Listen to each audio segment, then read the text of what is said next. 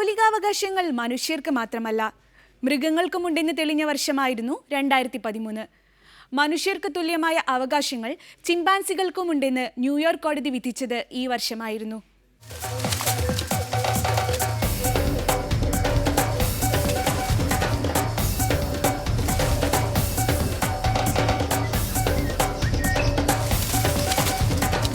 മനുഷ്യനെ പോലെ സ്വയം പര്യാപ്തവും തിരിച്ചറിവുള്ളതുമായ ജീവിയാണ് ചിമ്പാൻസികളെന്നും അതുകൊണ്ടുതന്നെ മനുഷ്യർക്ക് തുല്യമായ അവകാശങ്ങൾ ചിമ്പാൻസികൾക്ക് ഉറപ്പു നൽകണമെന്നുമായിരുന്നു ന്യൂയോർക്ക് കോടതിയുടെ വിധി.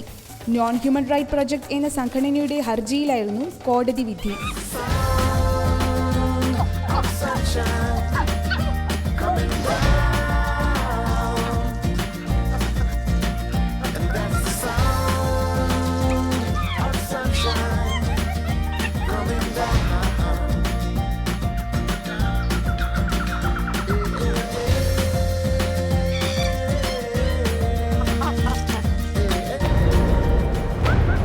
ന്യൂയോർക്ക് മൃഗശാലയിൽ നിന്നും അതീവ ദാരുണാവസ്ഥയിൽ കണ്ടെത്തിയ ടോമി എന്ന ചിമ്പാൻസിക്ക് വേണ്ടിയായിരുന്നു സന്നദ്ധ സംഘടന കോടതിയെ സമീപിച്ചത്.